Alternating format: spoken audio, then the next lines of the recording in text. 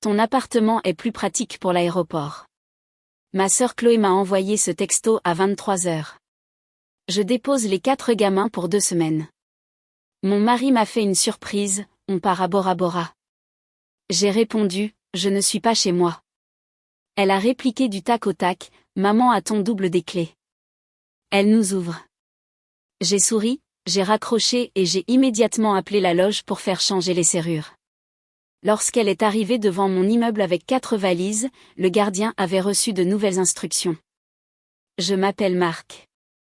J'ai 34 ans et je gagne ma vie en transportant des gens aux 4 coins du monde. Sur le papier, je suis la réussite de la famille.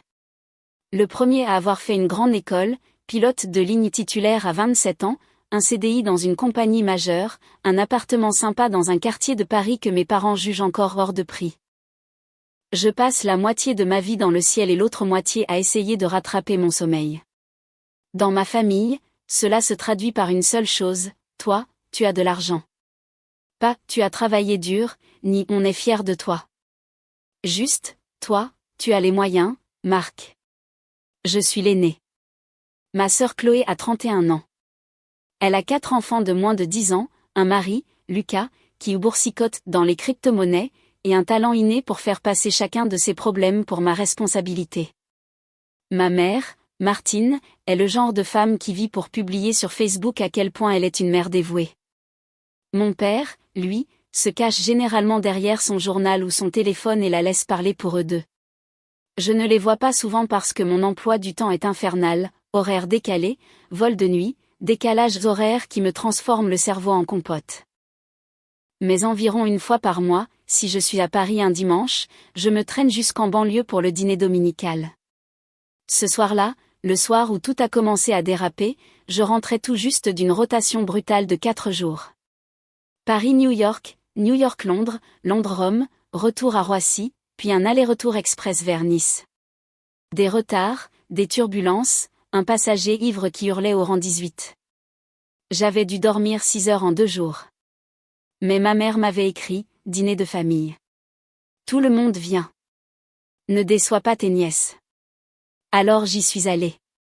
Je suis entrée dans le pavillon et j'ai été frappée par le mur de bruit habituel. Les dessins animés à fond sur la télé. Les gamins qui courent en chaussettes sur le carrelage. Ma mère qui hurle depuis la cuisine à propos du gratin dauphinois. Marc, a-t-elle lancé sans se retourner. Tu es en retard. Je viens d'atterrir, ai-je dit en posant mon sac de voyage près de l'entrée. Littéralement, j'arrivais direct de l'aéroport. Chloé était à table avec son téléphone, une main enfournant des coquillettes dans la bouche du petit dernier, l'autre faisant défiler TikTok. Elle a levé les yeux vers moi avec un petit sourire en coin. Ça doit être sympa, a-t-elle dit, de voler autour du monde pendant que nous, on a une vraie vie à gérer. J'ai pris une grande inspiration. J'étais trop fatiguée pour argumenter. Maman s'est retournée en s'essuyant les mains sur un torchon. On parlait justement du monospace, a-t-elle dit. Celui de Chloé est en train de rendre l'âme. Le garagiste a dit que c'était dangereux de rouler avec les petits. On s'est dit que tu pourrais aider. Et voilà. Pas de « bonjour ». Pas de « comment s'est passé ton vol ?» Directement la demande de fric. Chloé a levé les yeux au ciel de façon théâtrale. Ouais, on s'est dit ça parce qu'apparemment, Lucas et moi on est censé faire apparaître 10 000 € par magie. Et toi tu es célibataire. Pas d'enfant. Tu as ton salaire de pilote. J'ai regardé mon père. Il gardait les yeux rivés sur le match de foot, le son coupé, dans le coin du salon. Je viens juste de finir de payer ma propre voiture, ai-je dit. Et mon prêt étudiant pour la formation de pilote. Je suis encore en train de me renflouer. Maman m'a fait ce sourire crispé qu'elle utilise juste avant de dire quelque chose qui va te rester en travers de la gorge pendant des mois. Oh, s'il te plaît, Marc. Tu gagnes plus en un mois que ton père ne gagnait à ton âge. La famille aide la famille. Tu ne veux quand même pas que tes nièces roulent dans un cercueil roulant, si? Cette phrase m'est tombée sur la poitrine comme une brique. La famille aide la famille, ce qui veut dire toi, tu nous aides. Je me suis assis à table, sentant déjà ce vieux mélange familier de culpabilité et de colère me nouer l'estomac.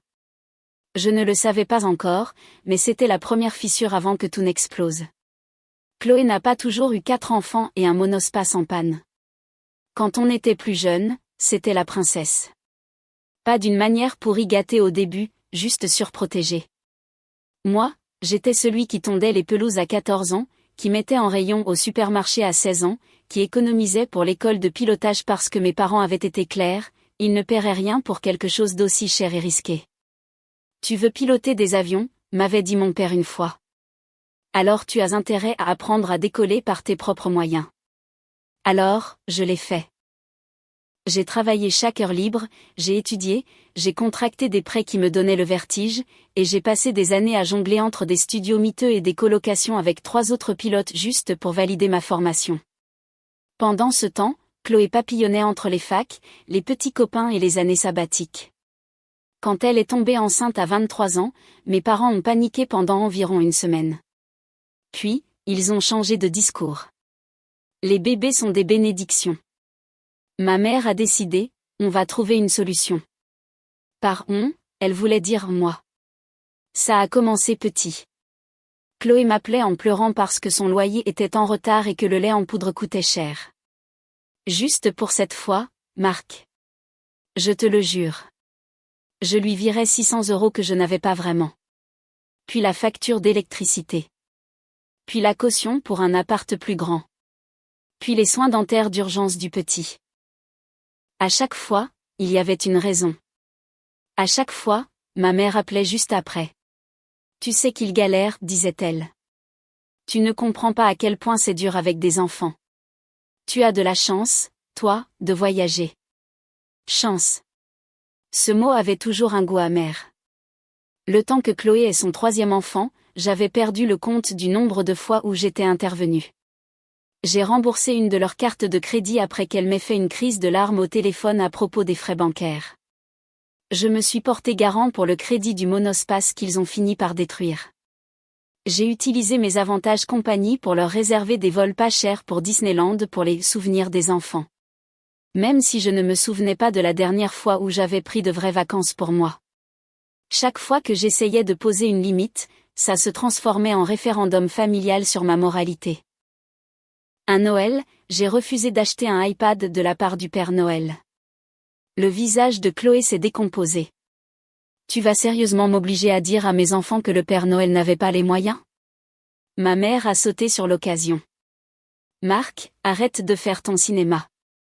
C'est juste de l'argent. Tu ne l'emporteras pas dans la tombe. Papa s'est raclé la gorge comme s'il voulait parler, puis est retourné à sa dinde. Je commençais à me sentir moins comme un fils et plus comme un distributeur de billets ambulants avec une licence de vol. Le truc avec le métier de pilote, c'est que de l'extérieur, ça a l'air glamour. Les gens pensent que les escales signifient tourisme et cocktail.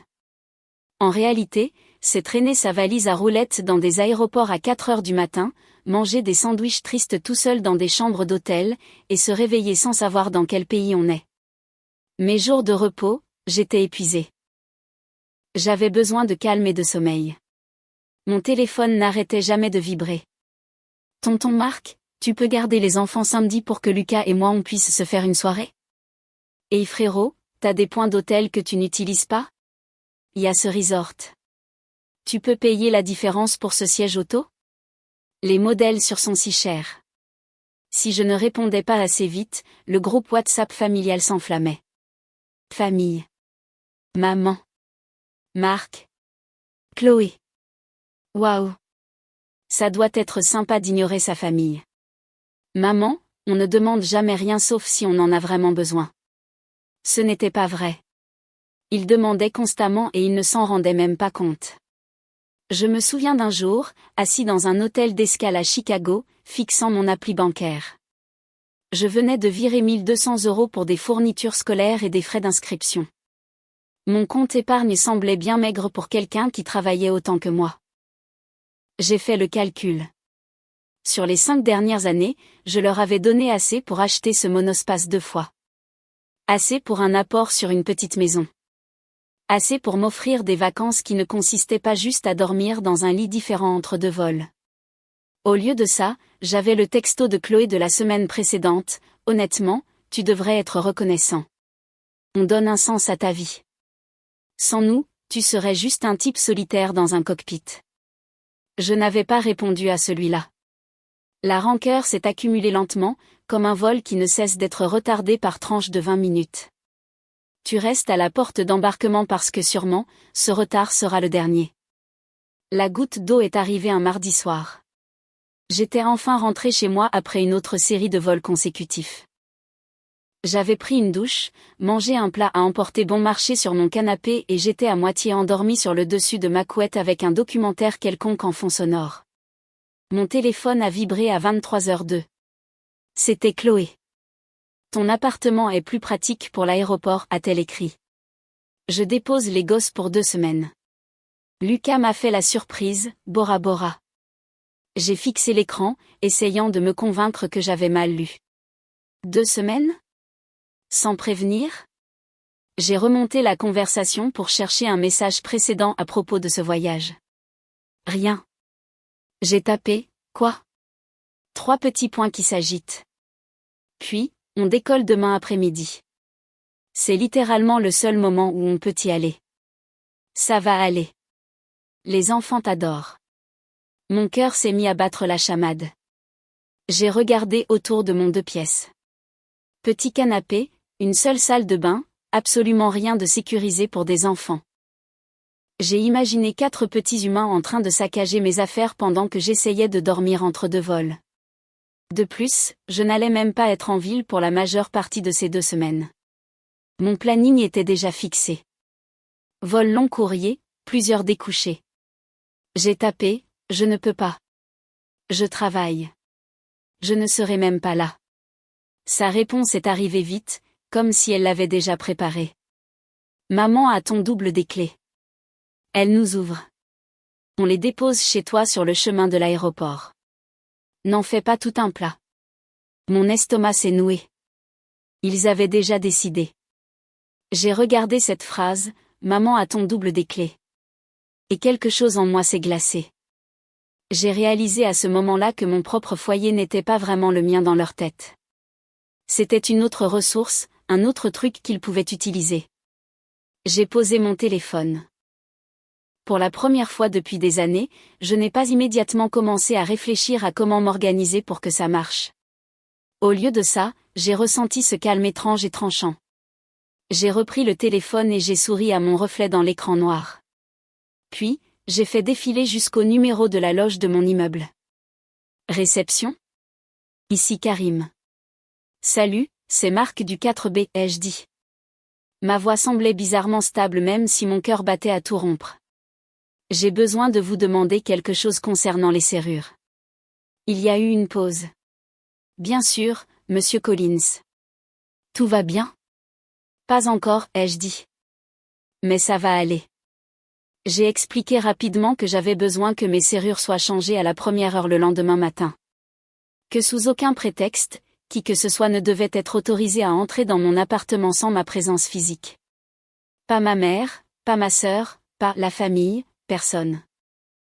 Karim est resté silencieux un instant. Compris, a-t-il dit finalement. On peut faire venir la maintenance à 8 heures. Et je vais laisser une note pour tous les gardiens. Pas d'accès sans vous. Merci, ai-je dit. J'ai hésité, puis ajouté, ma mère risque de se présenter en disant que j'ai donné mon accord. Ce n'est pas le cas. Il a ri doucement. On voit ça souvent. Ne vous inquiétez pas, on suivra vos instructions. Après avoir raccroché, l'adrénaline est retombée. Mes mains tremblaient. Mon téléphone a vibré à nouveau. Maman. Chloé m'a dit que tu faisais des difficultés. Avant que je puisse répondre, elle a appelé. J'ai décroché. C'est quoi cette histoire comme quoi tu refuses d'aider, a-t-elle claqué avant que je puisse dire allô. Ta sœur a enfin droit à quelque chose de bien et tu vas tout gâcher. Je ne gâche rien, ai-je dit. Je travaille. Je ne peux pas prendre 4 enfants pour 2 semaines. Ce n'est pas du babysitting. C'est être parent à plein temps. Tu exagères. Elle a dit, ils seront à l'école la plupart de la journée. Tu n'es presque jamais là de toute façon. Quelle différence ça fait ? Je suis chez moi quand je ne suis pas en vol, ai-je dit. Ces jours-là sont les seuls moments où je peux me reposer. Je ne peux pas être responsable de 4 enfants seuls. Ce n'est pas prudent. Elle a soupiré dramatiquement. Je savais que ça allait venir. L'argent te monte à la tête. Tu étais gentil avant. J'ai ri. C'est sorti sèchement. J'avais peur avant, ai-je dit. Ce n'est pas la même chose. Elle s'est tue juste assez longtemps pour que je puisse imaginer son visage. Les lèvres pincées, les yeux plissés. Écoute-moi bien, a-t-elle dit finalement. On a déjà dit aux enfants qu'ils restaient chez toi. Chloé et Lucas ont des billets non remboursables. Il n'y a pas de plan B. Donc, tu vas arrêter ces bêtises, tu seras à ton appartement demain et tu ouvriras cette porte. Non, ai-je dit. Le silence au bout du fil était assourdissant. Qu'est-ce que tu as dit, a-t-elle chuchoté. J'ai dit, non, ai-je répété. Tu ne peux pas me porter volontaire pour une garderie gratuite sans me demander. Tu ne peux pas agiter le drapeau de la famille comme un contrat. Je n'ai pas accepté ça. Espèce de petit ingrat. Elle s'est coupée. Après tout ce qu'on a fait pour toi. J'ai failli m'étouffer. Tout ce que vous avez fait pour moi. Elle a enchaîné, on a soutenu ton rêve. On t'a regardé chasser le ciel. Je pouvais entendre les guillemets. On ne t'a pas demandé de nous rembourser. Et maintenant que ta sœur a besoin de toi, tu lui claques la porte au nez. J'ai donné plus de 20 000 € à Chloé ces 5 dernières années, ai-je dit. Ma voix tremblait maintenant, mais j'ai continué. J'ai les virements enregistrés. Loyer, facture, voiture, carte de crédit. J'ai posé des jours sans solde pour garder les petits pour que toi et papa puissiez partir en croisière. J'ai utilisé mes billets GP pour vous envoyer en vacances que je ne pouvais pas me payer moi-même. C'est différent, a-t-elle claqué. C'est ce que fait la famille. Tu n'étais pas obligé. Tu m'as fait très clairement comprendre que si, ai-je dit. Chaque fois que j'hésitais, tu me traitais d'égoïste. Tu pleurais. Tu disais que les enfants n'auraient rien à manger, pas d'école, pas de Noël. Est-ce que tu t'entends parler? Elle est restée silencieuse à nouveau. Pour une fois, ai-je dit, je dis non avant que vous ne me mettiez au pied du mur. Je ne suis pas votre fonds d'urgence. Je ne suis pas votre nounou gratuite, et je change mes serrures demain. Tu n'oserais pas, a-t-elle sifflé. Considère ceci comme un avertissement, ai-je dit. Si vous vous présentez à mon immeuble avec ces enfants et les valises, ils ne seront pas autorisés à monter. Si vous les laissez là quand même, j'appellerai les services sociaux, l'ASE. Pas parce que je veux vous faire du mal, mais parce que laisser 4 enfants dans un hall d'immeuble, c'est de la négligence. Tu me menaces avec le gouvernement? Sa voix est devenue aiguë, hystérique. Pour la famille? Je me protège, ai-je dit. Et honnêtement, je protège tes petits-enfants de ton sentiment que tout est dû. Elle a haleté. J'espère que tu profites bien de ta vie vide, Marc. Quand on sera parti, tu regretteras ça. La ligne a coupé. Je suis resté assis dans le noir, le téléphone toujours pressé contre mon oreille, tremblant pendant une seconde. La culpabilité m'a envahi si fort que j'ai cru que j'allais rappeler et m'excuser. Proposer de trouver une solution, prendre un congé sans solde, me détruire un peu plus. Puis j'ai visualisé mon petit appartement, les murs que j'avais payés, le lit dans lequel je dormais à peine, les années de temps perdu et d'argent que je ne récupérerai jamais, et j'ai laissé la culpabilité passer. Le lendemain, la maintenance a changé ma serrure à 8 heures pile. À 10h30, alors que je revenais d'aller chercher un café, je les ai vus. Chloé, Lucas, ma mère, les 4 enfants. 6 valises, tous debout dans le hall devant le bureau de Karim. Chloé agitait les bras en hurlant. Les enfants pleurnichaient déjà. Ma mère pointait dramatiquement le doigt vers le plafond. Karim m'a repéré le premier. Ses yeux se sont écarquillés juste un peu, puis se sont dirigés vers eux. Marc. Chloé s'est retournée. Dis à ton petit chien de garde de nous laisser monter. Il dit que tu as changé les consignes. C'est ce que j'ai fait, ai-je dit. Sa bouche s'est ouverte. C'est quoi ça, a exigé maman. Une sorte de spectacle? Tu veux que tout l'immeuble voie quelle personne froide tu es devenue? Lucas restait silencieux, les yeux naviguant entre nous comme un spectateur nerveux. On vous a dit non, ai-je dit. Ma voix résonnait dans le hall en marbre. Vous avez décidé que ça n'avait pas d'importance. Vous avez essayé d'utiliser une clé que j'avais donnée à maman pour les urgences. C'est une urgence, a crié Chloé. Tu sais combien ces billets ont coûté? On a déjà rendu les clés de la maison. Les enfants sont excités. Tu ne peux pas nous faire ça. Je sentais les yeux de tout le monde sur nous. La réceptionniste, un couple en tenue de sport, un livreur tenant une pile de colis. 2 semaines de garde d'enfants gratuite, ce n'est pas une urgence, ai-je dit. C'est une faveur, et je n'ai pas accepté. Maman s'est avancée, les yeux flamboyants. Tu es en train de faire honte à ta famille en public. C'est vous qui nous avez mis dans cette situation, ai-je dit calmement. C'est vous qui avez fait ça. J'ai sorti mon téléphone et ouvert mon appli bancaire. Mes mains tremblaient, mais j'ai fait défiler les virements. Chloé Collins, encore et encore. J'ai tourné l'écran vers elle. Ça, c'est les 5 dernières années, ai-je dit. Loyer, facture, voiture, vacances, uniforme. Vous m'avez traité comme une banque sans code de sécurité. Ça s'arrête aujourd'hui. Elle a jeté un coup d'œil à l'écran, puis a ricané. Et alors? Tu veux une médaille? Non, ai-je dit. Je veux que vous arrêtiez d'agir comme si vous aviez des droits sur ma vie.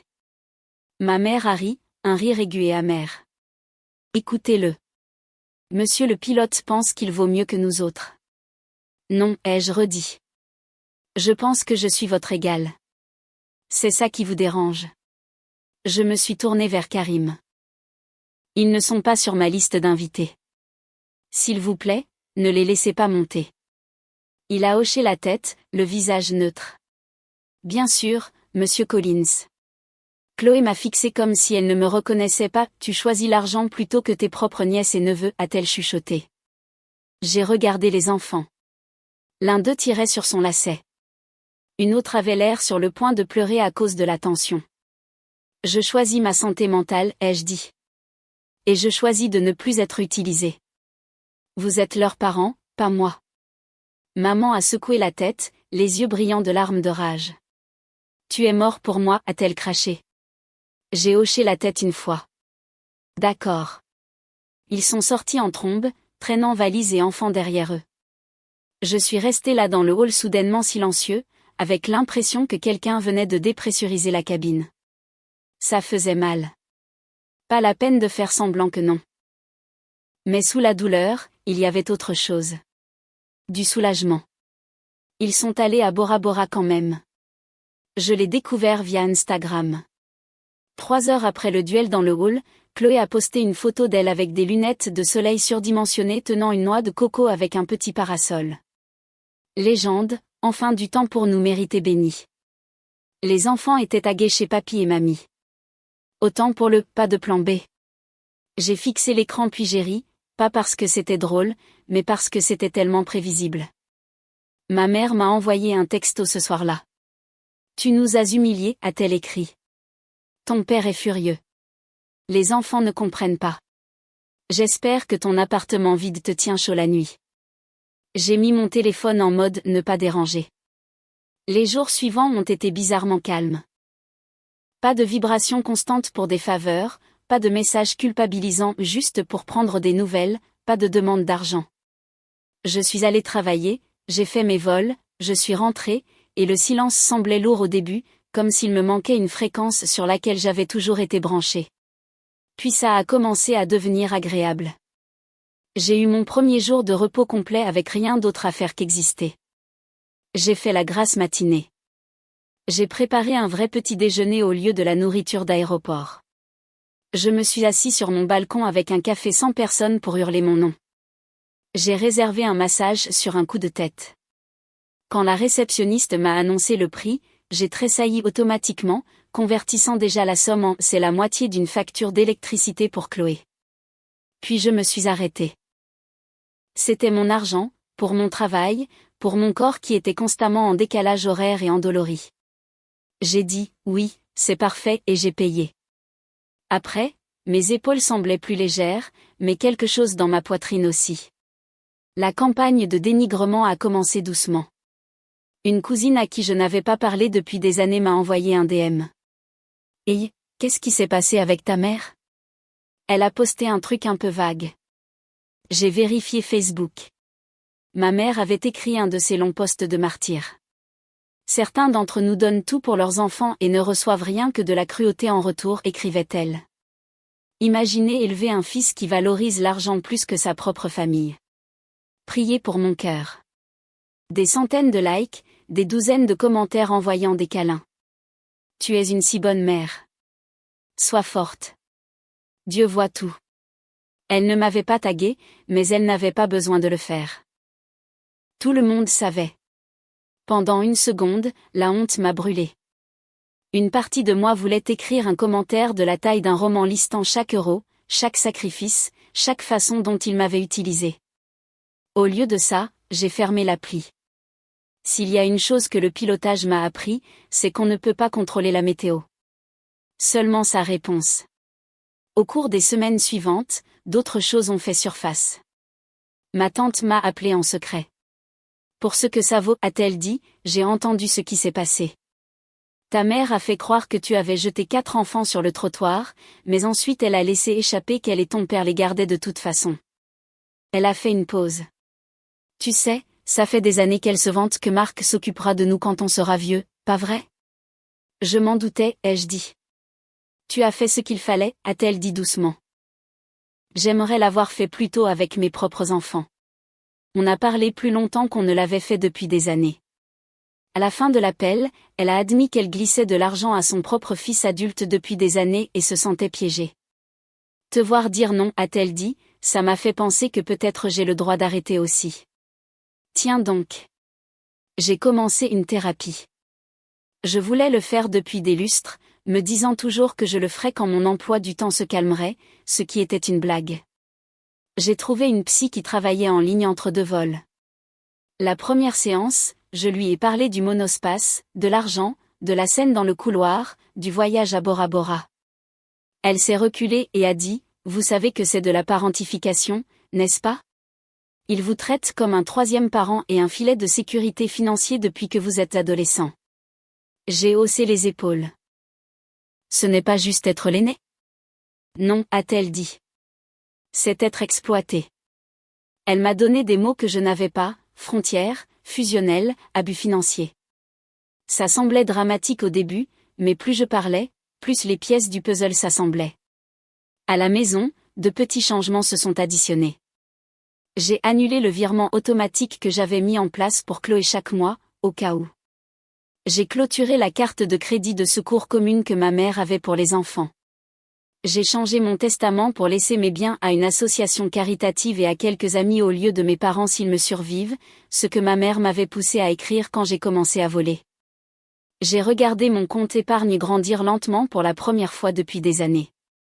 Lors d'une rare longue période de repos, je me suis réservé un voyage.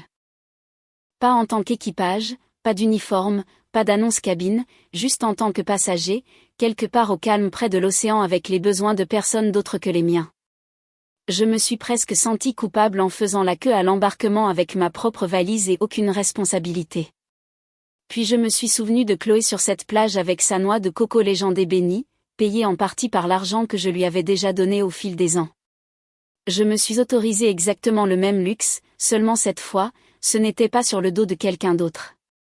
De retour à la maison, les choses bougeaient avec le reste de la famille aussi. Mon père a appelé une fois, juste une fois.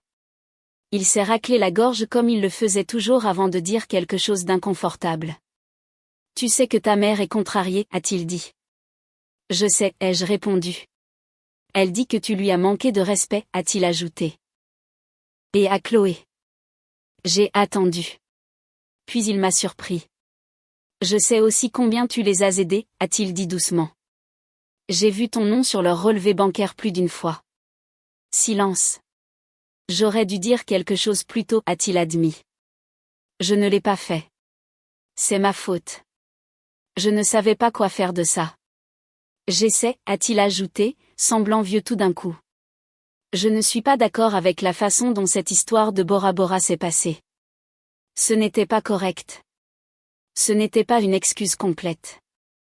Ça n'effaçait rien, mais c'était la première fois de toute ma vie que mon père reconnaissait la dynamique familiale. Merci de dire ça. J'ai réussi à dire. Il ne m'a pas poussé à faire la paix.